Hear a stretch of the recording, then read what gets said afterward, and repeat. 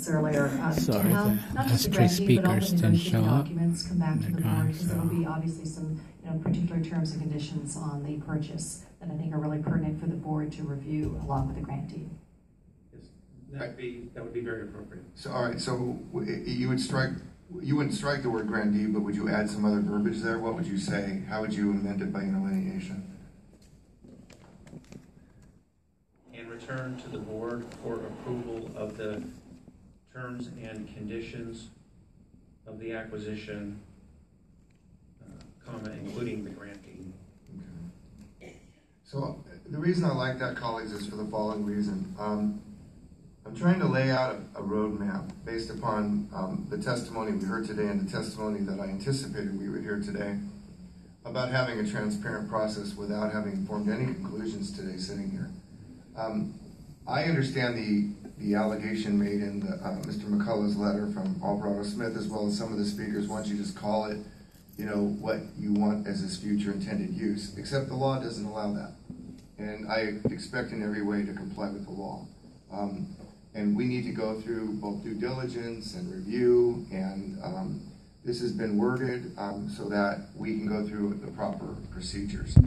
But I also want everybody to understand that if the intended use is consistent at some point with the use that we've had a conversation about, a temporary homeless shelter, then I want to be very, very clear that there's a large number of steps that have to take place and a great community conversation that has to take place.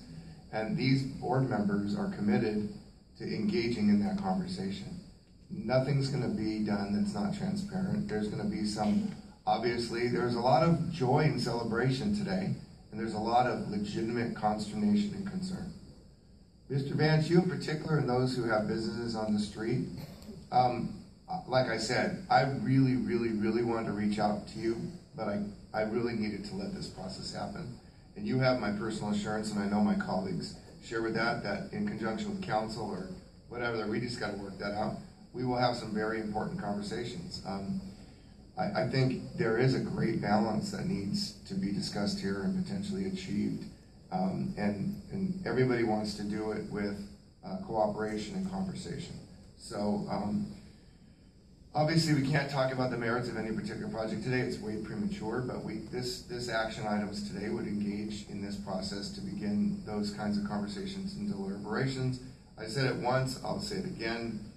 Sometime this week or very shortly, I've asked staff to come up with a schedule for a press release and a public dissemination that will explain to the public the community forums, where they'll be, the availability.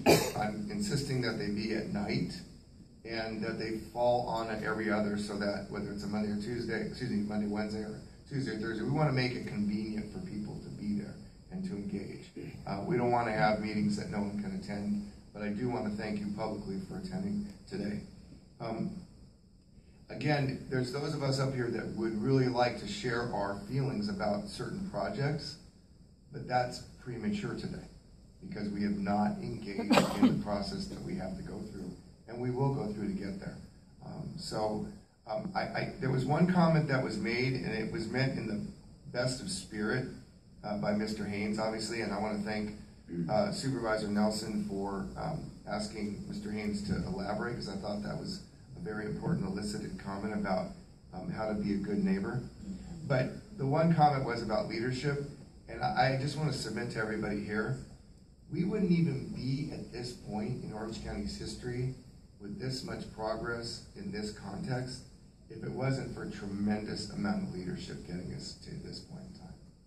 And a lot of public accolades and private ones go to my colleague, Supervisor Nelson, Supervisor Morlock when he was here, all my colleagues here, and everybody who came before in the last 5 years, and those who have been working on the Commission to End Homelessness.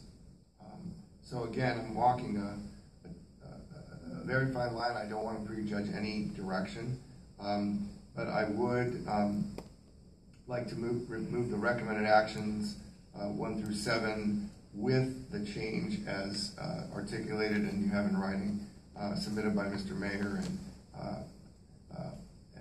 amended by interlineation. So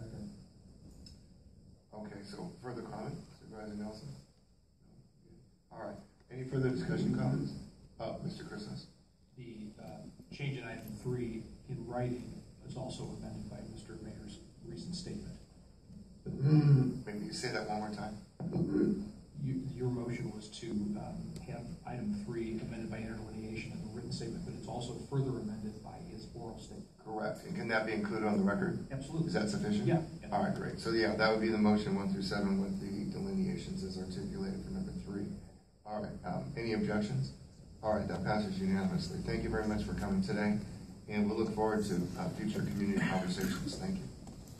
All right, colleagues, it is 10 to 1. We have a specially set hearing at 2. Hopefully we can dispose of closed session in relatively short order and try to come back on 18, but if not, we'll push 18 somewhere as it fits in later on today. So we are, let's say, we're adjourned till, let's say 1:45.